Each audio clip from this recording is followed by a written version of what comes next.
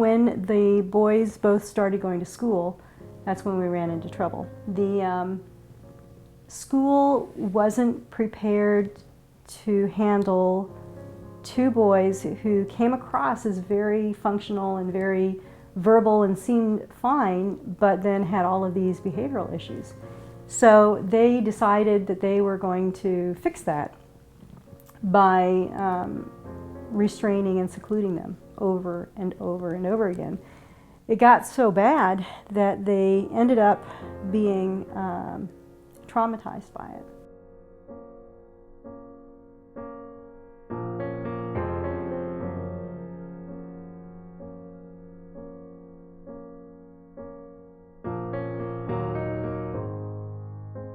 He had shut down.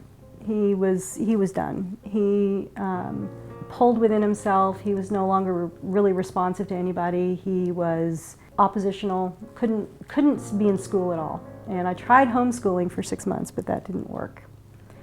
So we tried to get all the resources out there that we could.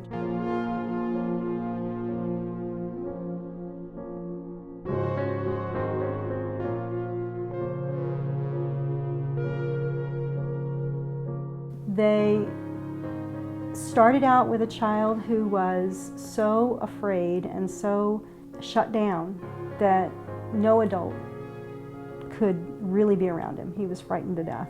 Matt is this little tiny kid, and Matt would go off crying or screaming. He would just go into these tantrums because he just couldn't cope with what was going on.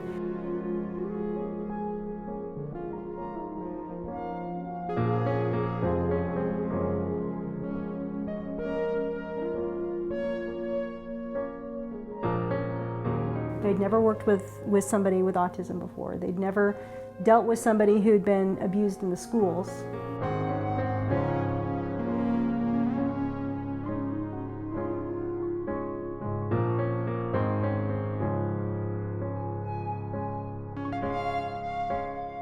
It was phenomenal how open they were, and they just welcomed you.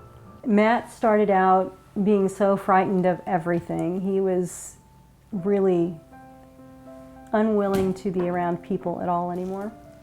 And by the end of the year, he was doing so well. He was like a star.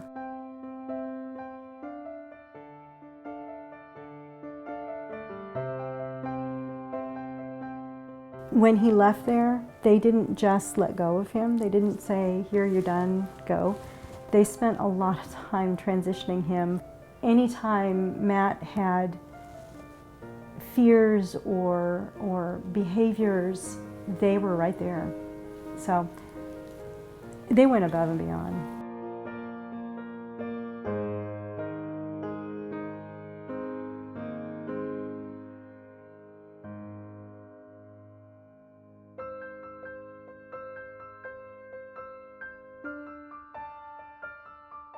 If they hadn't done what they did and took him in when they did, he wouldn't be a senior in high school, working in a job, doing really well. He was invited into the National Honor Society a couple of times. He's made a lot of people proud, and it's a scary thought to think where he might be if Spofford hadn't been there to. If they hadn't been there, they hadn't intervened, I might not be living here right now.